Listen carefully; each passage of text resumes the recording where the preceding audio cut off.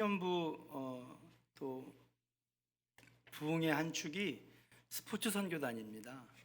그래서 오늘 보니까 고등학생들은 안 나왔나 봐요. 고등학생들까지 하면은 한 25명 정도 되는 큰 선교단체인데, 예찬이 인혁이 왔어요. 이렇게 중고등학생들도 오고, 또 우리 고등학교 2학년 친구들이 남자애들만 한 8명 정도 되는데요. 그 친구들이 그냥 여기저기 그냥 갈 곳 잃고 방황하고 그랬었는데, 저희 교회에서 은혜를 받아서 굉장히 교회에서 모범적으로 신앙생활을 잘하고, 또 풋살 경기 이런 거 있을 때마다 또 금요일 밤마다 모여서 운동 경기를 하면서 친해지고 있습니다. 귀한 선교단이 공놀이하고 치킨 먹고 헤어지는 그런 모임이 아니라 정말 선교에 물꼬를 트고 많은 열매를 맺는 선교단으로 자리 잡기를 주님의 이름으로 축복합니다. 옆 사람과 인사하도록 하겠습니다. 사랑합니다. 축복합니다. 참 선곡을 오늘 잘했던 것 같아요. 사랑해요, 축복해요.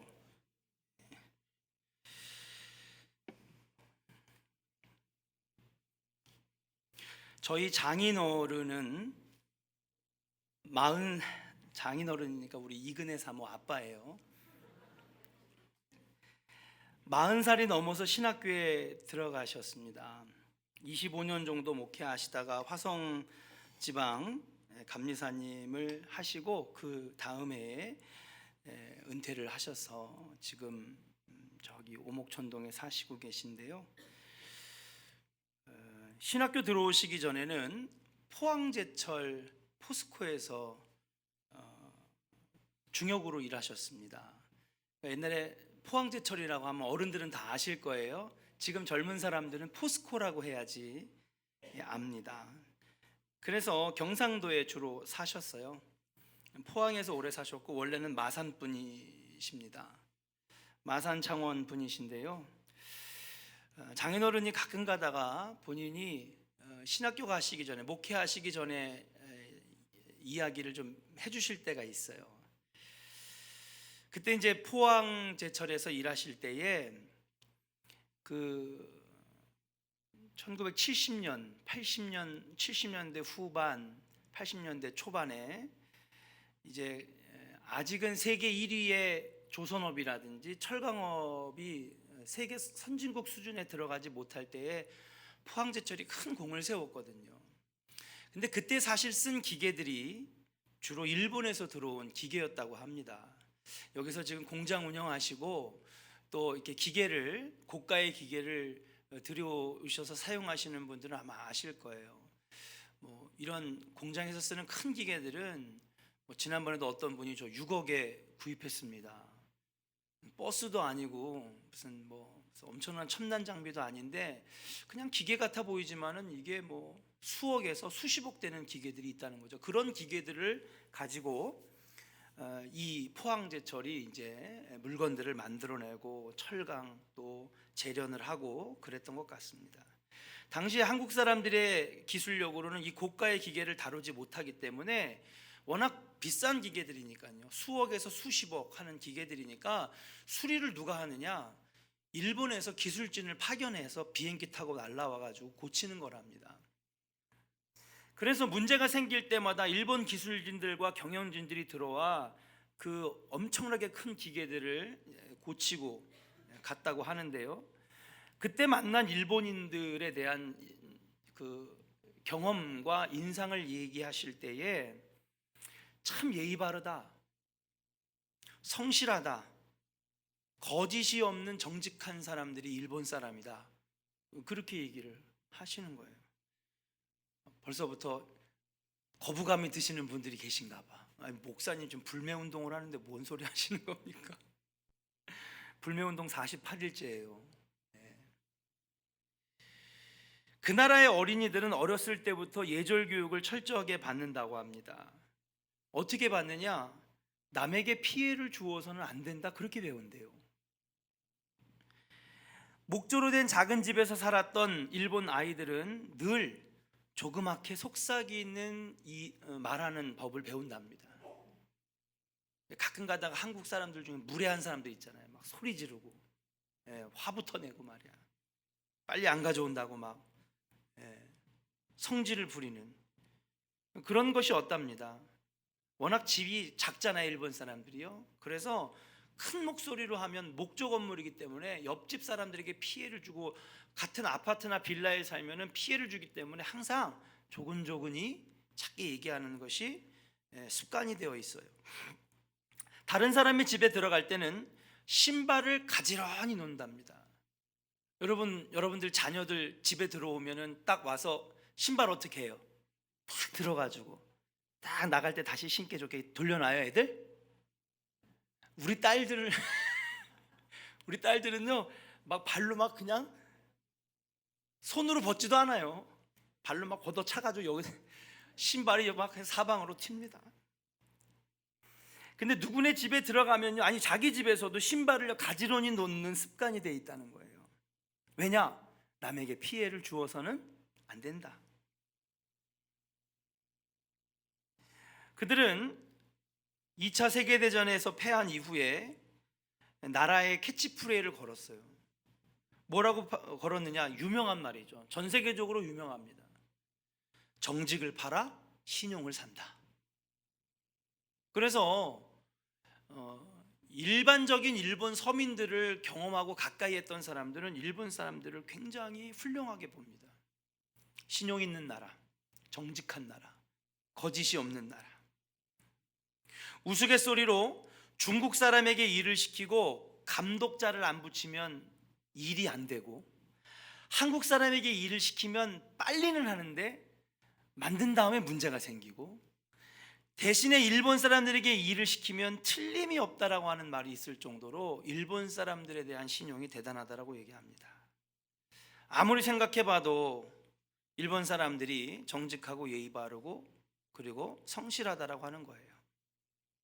자, 그러면 이러한 사람들에게 우리가 복음을 전해야 할까요? 누가 봐도 여러 가지 면에서 좋은 면들을 많이 갖고 있는 사람들에게 우리가 뭐 기술력도 좋고 잘 살고 약 2억 명에 가까운 인구를 가지고 있기 때문에 경제대국이고, 이런 나라에게 복음을 전해야 될까? 솔직히 말해서 일본은 우리에게 니느웨와 같은 나라입니다. 원수의 나라입니다. 100번 찢어 죽여도 정말 참을 수 없는 나라. 총과 칼로 무자비하게 죽인 학살의 주인공, 위안부와 강제징용으로 씻을 수 없는 오욕과 수치를 우리에게 안겨준 원수의 나라. 여러분, 이 나라에게 복음을 전해야 되겠습니까? 우리가 한번 이 부분에 대해서 한번 생각을 해볼 필요가 있는 거예요. 만약에 누군가가 우리가 왜 그들에게 복음을 전해야 됩니까? 정말 전해야 되는 이유가 있습니까? 라고 한다면 저는 예스라고 얘기하고 싶습니다.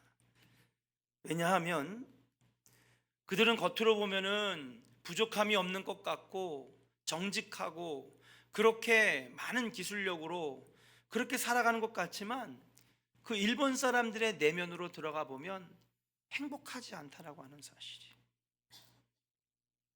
이유는 한 가지입니다. 복음을 모르는 그들이 행복하지 않다는 것입니다. 복음을 모르고 예수를 모르는 그들은 겉으로는 좋아 보이는 나라일지 모르지만은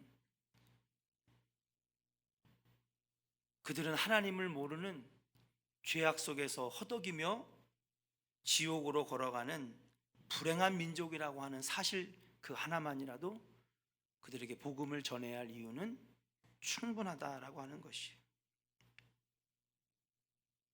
혹시 여러분들은 이런 생각을 해보시지 않았나요? 우리에게 그렇게 많은 아픔을 가져다 준 그 일본을 향한 하나님의 마음은 어떨까? 오늘 오전 설교와도 일맥상통하는 이야기가 아닐까 생각합니다. 당시에 유대인들은 다 어떻게 생각했냐 하면, 아니 사마리아 같이 더러운 백성들에게 왜 복음을 전합니까 예수님? 왜 사마리아 같은 사람들에게 왜 하나님의 말씀을 증거해야 됩니까? 나는 못하겠습니다. 마치 요나에게 요나야 내 하나님, 네가 지금까지 복음을 잘 전했다, 선지자 역할을 잘했다. 그런데 네가 해줘야 될 일이 하나 있다. 그것이 무엇입니까?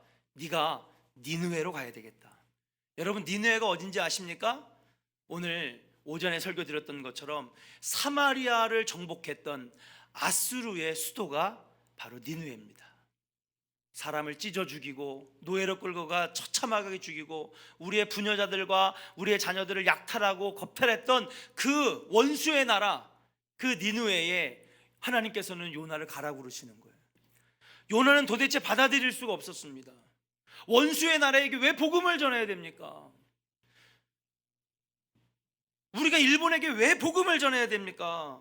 찢어 죽여도 마땅할 나라, 불매운동 해야 되고 일본에 여행 가지 말아야 되고, 그 원수의 나라에 나를 왜 보내시려고 합니까? 요나는요 거부했어요. 그래서 어디로 갔습니까?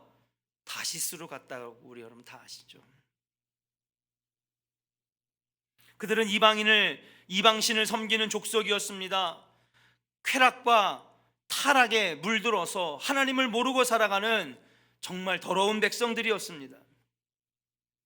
일본 사람들이 겉으로는 정직해 보이고 그리고 겉으로는 잘 사는 나라인 것 같지만 그들의 내면에는 잔악함이 있고 잔혹함이 있고 인간을 향한 존중이 없다라고 하는 것을 볼 때 우리가 왜 그들에게 복음을 전해야 됩니까? 그런데 하나님은 우리에게 말씀하시는 거예요. 마치 요나에게 니느웨를 가라고 말씀하시는 것처럼 내 마음이 이 원수의 나라에 있다. 내 마음이 너네들을 그렇게 싫어하는 사마리아에 있고 내 마음이 정말로 원수의 나라인 저들에게도 내 마음이 있다라고 말씀하시고 있다라고 하는 사실이에요. 요나는 처음에 그 하나님의 마음을 알지 못했습니다. 그런데 물고기 뱃속에 들어가고 죽을 뻔한 고비를 넘기면서 그가 깨달았어요. 아, 그렇구나. 인간적인 생각으로는 이 귀한 복음을 들을 자격도 없는 백성들인 것 같지만은 하나님은 저들도 불쌍하게 여기시는구나. 오늘 우리에게 주는 도전이 있습니다. 하나님의 마음은 과연 무엇일까요? 오늘 말씀의 제목처럼 하나님의 소원은 과연 무엇일까요? 사랑하는 여러분, 하나님의 마음과 하나님의 소원은, 한번 따라할까요? 하나님의 소원은 선교에 있습니다. 할렐루야. 물론 우리가 예수 믿고 구원받는 것이 첫째 목표입니다. 그러나 구원받아 하나님의 자녀가 된 우리에게 하나님이 요구하시는 하나님의 마음, 하나님의 소원은 과연 무엇일까요? 먼저 우리 안에 들지 못하는 양들 가운데, 방황하고 헤매는 저 양들 가운데 우리를 먼저 부르신 이유는 과연 무엇일까요? 바로 우리를 통하여서 복음이 증거되고 하나님을 전하게 하기 위해서 여러분과 저를 먼저 이 하나님의 우리 안에, 말씀의 울타리 안에 우리를 먼저 불러주셨는 줄로 믿습니다. 하나님의 마음에 속한 사람들을 바라볼 때에 타 종교인들도, 심지어는 원수까지도, 우리가 용납할 수 없는 사람들까지도 우리는 그들에게 복음을 증거할 수 있어야 된다라고 하는 사실이에요. 그래서 저는 선교를 이렇게 이야기하고 싶습니다. 한번 따라 합시다. 선교는 하나님의 마음이요 하나님의 소원입니다. 여러분, 우리가 말씀을 왜 듣습니까? 여러 번 설교 가운데 여러분들에게 말씀드렸지만 설교를 왜 들어요? 아, 오늘 목사님 설교 참 좋다. 아, 오늘 목사님 설교 좀 이상한데. 아, 내가 생각하는 거랑 안 맞아. 목사님 도대체 보수 편이야, 진보 편이야? 여러분, 그러려고 설교 듣는 거 아니지 않습니까? 말씀을 듣는 이유는 무엇입니까? 오늘도 어느 본문을 정해서 그 말씀을 듣는 이유는 여러분 우리가 만족하려고? 마음이 시원해지려고요? 아닙니다. 말씀을 듣는 이유는 하나님의 마음을 알기 위해서 오늘도 말씀을 듣는 거예요. 오늘도 성경책을 들고 있는 거예요. 설교가 나에게 마음에 드느냐 안 드느냐, 만족하느냐 안 만족하느냐, 오늘 예화가 괜찮은데 여러분 내가 만족하려고 듣는 것이 아니라 설교를 듣고 성경을 읽는 이유는 무엇입니까? 아버지의 마음을 알기 위해서 설교를 듣고 성경을 읽는 것인 줄로 믿습니다. 그렇게 하나님의 마음이 알아지니까 요나가, 주님, 제가 이제 하나님의 마음을 알았습니다. 그 원수의 나라 제가 가겠습니다. 느느웨로 향하게 되었다라고 하는 사실이에요. 오늘 본문의 주인공 사도 바울도 똑같았습니다. 그가 예수님을 만나기 전에는요, 하나님의 마음을 몰랐어요. 그렇게 말씀을 많이 읽었는데, 그렇게 율법을 연구했는데도 불구하고 하나님의 마음을 몰랐어요. 하나님의 소원이 어떤 것인지를 몰랐습니다. 그러나 그가 예수를 만나고 구원의 백성이 된 다음에 매를 맞아도, 배척을 당해도, 심지어는 그에게 돌을 던지고 죽이려고 했던 사람들에게도 어떻게 해요? 끝까지 포기하지 아니하고 계속해서 복음을 전하지 않습니까? 여러분, 사도행전 강해 제가 5년 전에 했었는데, 여러분, 사도 바울이 가는 도시들마다 특징이 하나 있어요. 잘 들으신 분들은 알 거야. 사도 바울이 각 도시에 들어가자마자 특징이 하나 있는데, 제일 먼저 하는 게 어디예요? 뭐예요? 다 잊어버리셨어요? 여러분, 사도행전 읽어보면은 사도 바울이 어디에 들어갔더라, 그래서 제일 먼저 가는 데가 어디예요? 유대인의 회당에 갔어요. 여러분, 그렇게 유대인들에게 법정에 소송당하고 매맞고 곤장 39대를 맞아서 죽기 직전까지 맞고 돌을 맞고 침뱉음을 당하고 그러면 안 가야 되잖아요. 여러분, 그렇게 나를 싫어하는데. 근데 여러분, 사도행전을 보면은요, 놀랍게도 사도 바울이 항상 제일 먼저 찾아간 건 어디냐 하면 유대인의 회당이었어요. 오늘도 발길질을 당하고 오늘도 배척당할 것을 알면서도 제일 먼저 유대인들 회당에 들어가 말씀을 증거했다라고 하는 이유입니다. 어떻게 그렇게 할 수 있었을까요? 매를 맞고 배척을 당하고 그가 가지고 있는 모든 것들을 다 내려오면서 심지어는 목숨까지 내놓으면서도 그렇게 할 수 있었던 이유는 무엇입니까? 하나님의 마음을 알았던 거예요. 성경은 들고 있지만 구원의 의미를 모르고, 성경은 들고 있지만은 구원의 비밀을 뿐만 아니라 하늘의 비밀을 모르고 하나님의 마음을 모르는 저 백성들을 안타깝게 여기는 아버지 하나님의 마음을 알았기 때문에 오늘도 매맞을 걸 알면서도, 오늘도 소송당하고 오늘도 배척당할 것을 알면서도 유대인의 회당에 제일 먼저 들어가 복음을 증거했다라고 하는 사실인 줄로 믿습니다. 그렇게 볼 때에 사랑하는 여러분, 우리가 원수의 나라이긴 하지만 복음 전하는 것을 과연 포기해야 될 것인가? 하나님이 자신을 버리지 아니하시고 예수를 잡아 죽였던 죄인 중에 괴수였던 사도 바울을 건져내신 것처럼, 지금 우리들 눈에는 저들이 원수고, 그리고 우리들 눈에는 저들이 바울이 되기 이전에 살인자였던 사울처럼 보이지만 저들도 주님을 만나면 변화될 수 있다. 여러분, 이 원수의 사슬이 어떻게 끊어질까요? 여러분, 계속해서 경제 보복, 여러분 저도 보복하는 거 좋습니다. 불매운동 해야죠. 그러나 사랑하는 여러분, 이 원수에 또 원수를 맺고 보복에 보복을 하는 것으로는 이 원수의 원한의 이 쇠사슬이 끊어지지 않습니다.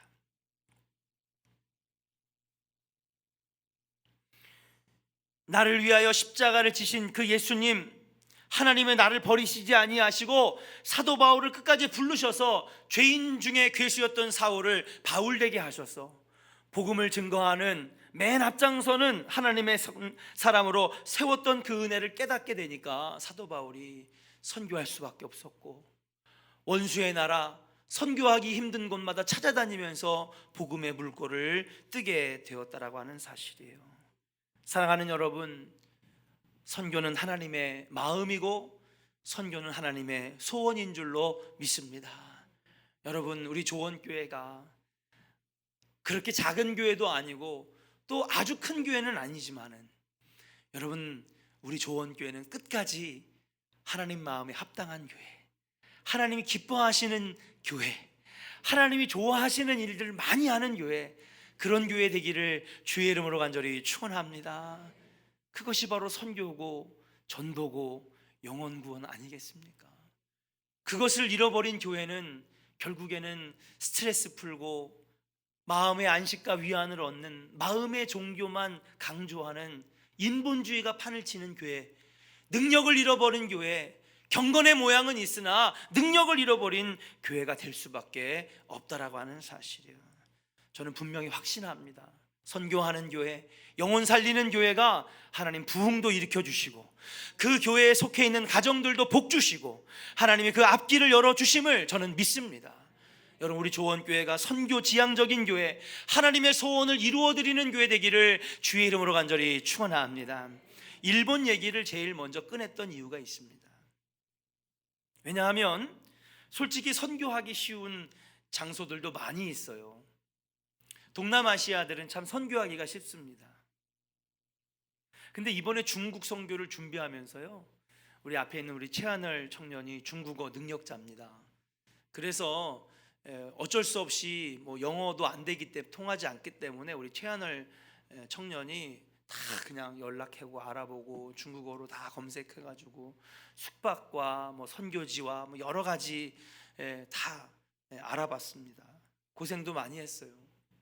그런데 하면서 저도 알게 된 사실인데, 공산주의 나라가 선교하기 너무나 어렵구나.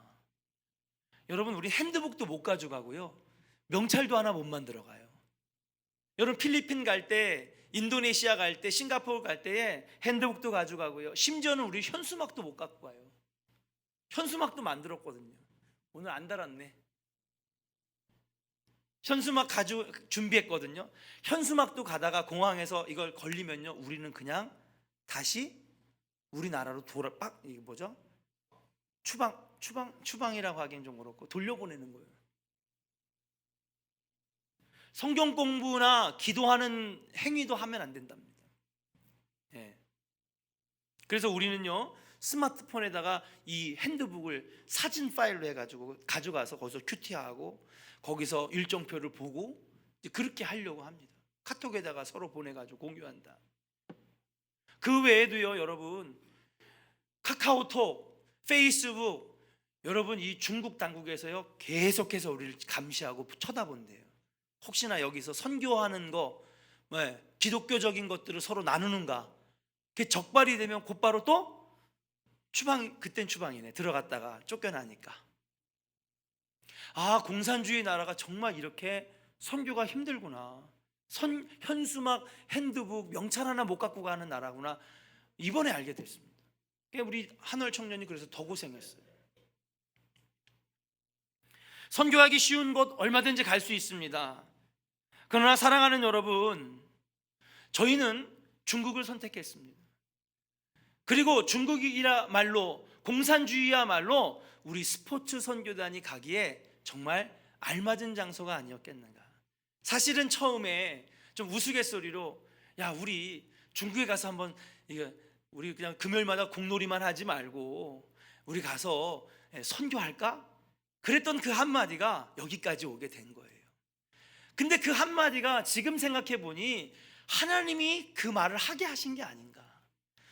저는 오늘 설교를 준비하면서 내가 왜 그때 청년들에게 왜 중국 가자는 얘기를 내가 했지? 여러분 아마 아실 거예요. 여기 안세원 회장도 그렇고 그때 같이 얘기했던 청년들한테 제가 먼저 중국 한번 가면서 스포츠 선교하면 어떨까? 저도 모르게 나왔던 그 한마디였지만은 지금 곰곰이 생각해 보니까 그 말을 꺼내게 하신 분이 하나님이 아니셨을까? 공산주의 나라, 이슬람 국가, 정말 복음 전하고 선교하기 힘든 나라입니다. 그러나 사랑하는 여러분, 그 나라에도 하나님의 마음이 있을까요? 그 나라에도 하나님의 소원이 있을까요? 그 나라에도 하나님의 복음이 전파되어지기를 하나님이 소원하고 계실까요? 정답은 예스입니다. 그 어려운 나라들, 복음을 전하면 안 되는 나라들에도 하나님의 마음이 있다라고 하는 사실이에요. 오늘 본문 1절을 한번 같이 읽어보겠습니다. 오늘 본문 1절과 2절을 같이 한번 읽어봤으면 좋겠습니다. 같이 읽겠습니다. 시작. 형제들아, 내가 너희에게 나아가 하나님의 증거를 전할 때에 말과 지혜의 아름다운 것으로 아니하였나니. 할렐루야. 1절만 먼저 볼게요. 여러분, 우리가 복음을 전하는 건 대부분 언어로 전합니다. 그렇죠. 여러분, 하나님의 말씀이 언어로 되어 있기 때문에 언어로 전하는 게 어떻게 보면 정도입니다. 근데 오늘 사도 바울은 뭐라 그랬냐면요, 내가 하나님의 증거를 전할 때에 말과 지혜의 아름다운 것으로만 한 것은 아니라고 하는 사실이에요. 아마 이번 선교가 오늘 말씀과 딱 떨어지는 말씀이 아닌가 생각합니다. 여러분, 선교와 전도는요, 꼭 말과 우리가 배운 성경 공부의 지식만 가지고 선교하는 것은 아니라고 하는 것이죠. 이게 바로 사도 바울의 고백이기도 했습니다. 내가 수백 개의 나라와 방백과 민족들을 찾아갔을 때, 여러 도시들을 찾아갔을 때, 여러분, 하나님의 증거를 말과 지혜와 지식으로만 한 게 아니라고 하는 거예요. 2절 말씀을 같이 읽겠습니다. 같이 읽어볼까요? 시작. 내가 너희 중에서 예수 그리스도와 그가 십자가에 못 박히신 것 외에는 아무것도 알지 아니하기로 작정하였습니다. 할렐루야. 말과 지혜나 세상적인 방법으로 하지 아니하고 예수만 내 안에 담아가도 하나님께서 일하시고 선교의 열매를 맺어 주셨다라고 하는 사실인 줄로 믿습니다. 사랑하는 여러분, 선교는 예수의 심장을 가지고 하는 거예요.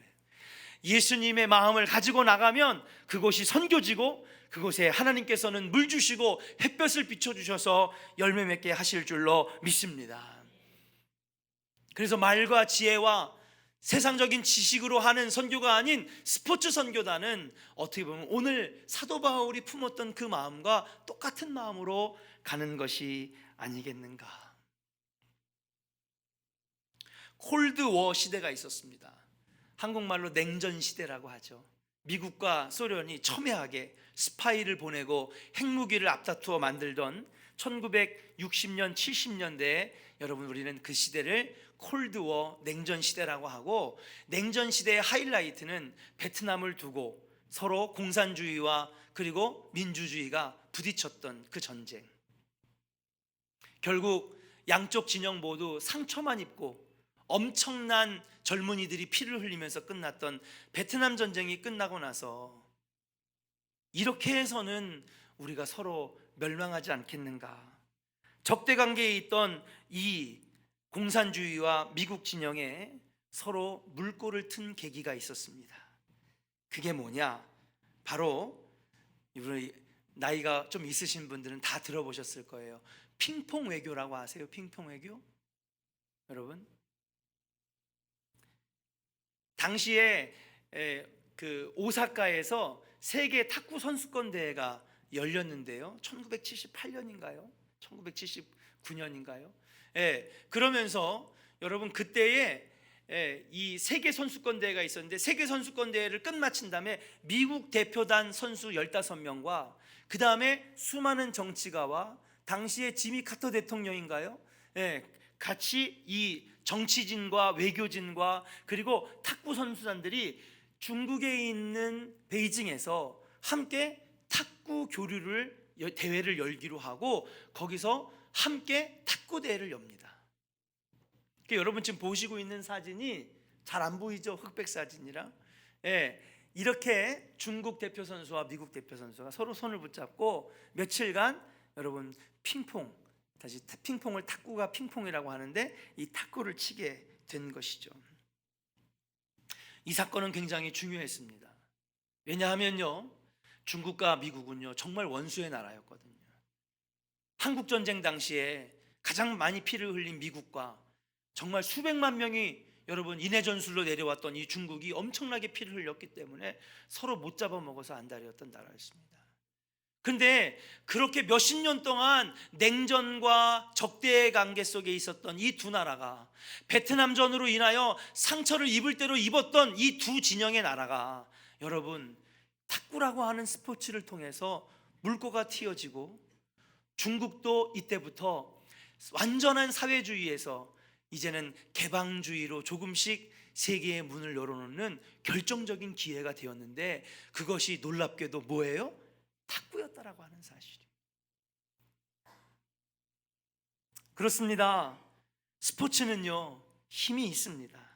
나라와 나라 간의 막힌 담을 허는 것뿐만이 아니라, 사랑하는 여러분, 스포츠는 복음에 대해서 빗장을 단단히 걸어놓은 저 공산주의 나라나 이슬람 같은 국가에도 여러분 복음을 증거할 수 있는, 복음을 수출할 수 있는, 예수를 증거할 수 있는 좋은 선교의 매개체가 될 수 있다라고 하는 사실이죠. 이 스포츠 선교단만 봐도 알 수 있어요.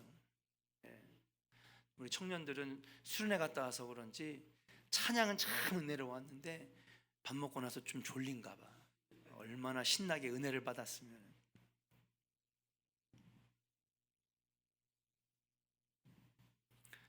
스포츠 선교단에 저도 좀 반신반의했어요. 얘네들이 잘 모일까? 한 몇 주 모이다가 그냥 흐지부지 끝나는 거 아닐까? 그래서 흐지부지 끝날 걸 알고 제일 먼저 장소 섭외에 굉장히 귀를 기울였습니다. 왜냐하면 저도 여러 가지 스포츠 동호회를 해봤지만은 장소가 확보되지 않으면 몇 주 못 가서 그냥 헤어지거든요.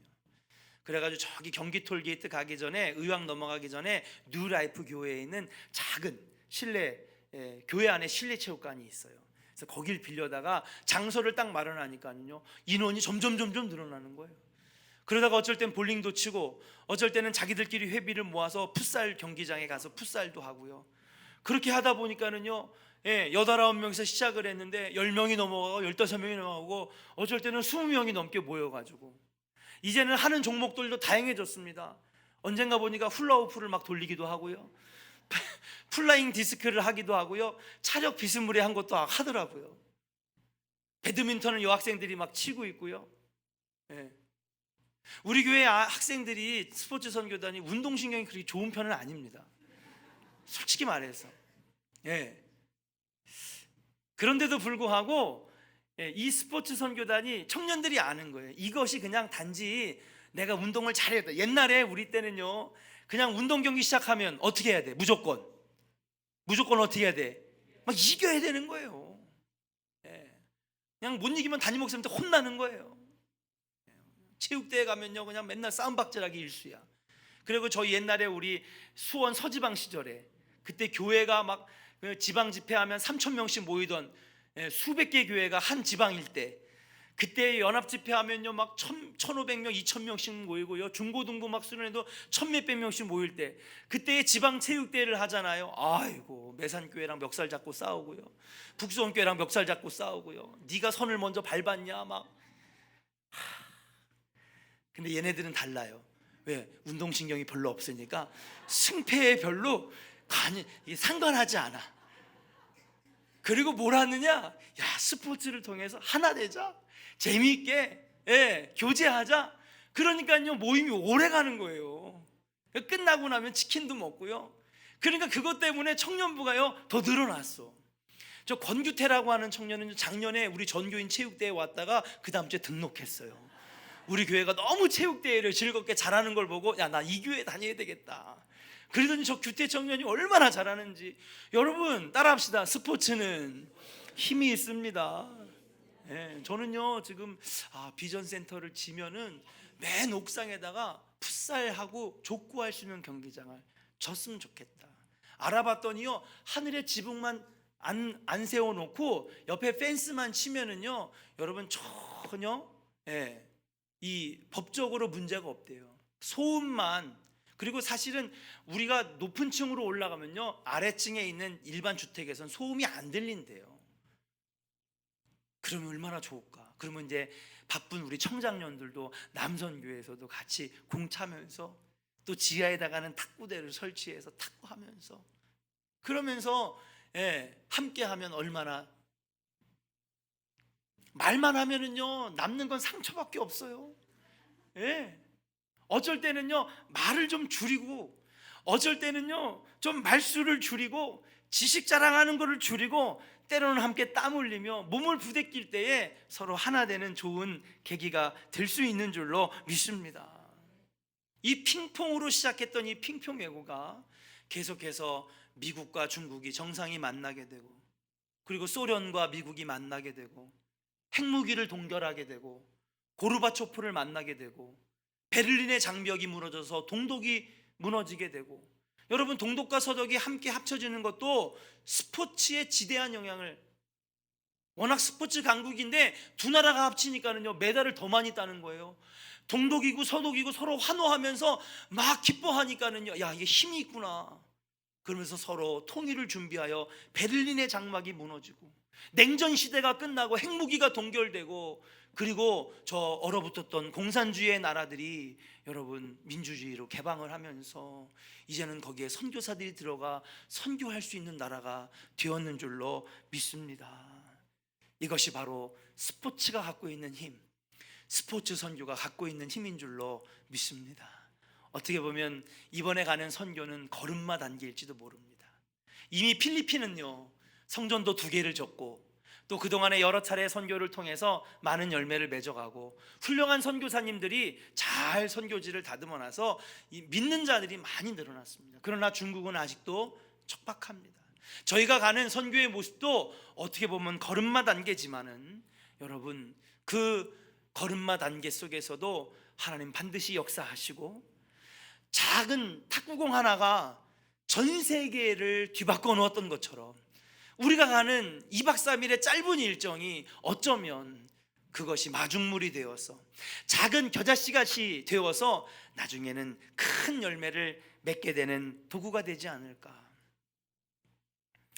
베트남이란 나라도 지금도 엄청나게 개방되어 있는 것 같고, 우리나라 걸그룹에 열광을 하고 K-팝에 열광을 하고 많은 것들을 받아들인 것 같지만, 여러분 그거 아십니까? 베트남은 지금도 성경 공부를 하면 그 다음날 즉시 추방하는 나라입니다. 아직도 무슨 나라예요? 베트남은 공산주의 나라이기 때문에 그래. 박용찬 선교사는 2002년에 한번 사진 보여주시죠.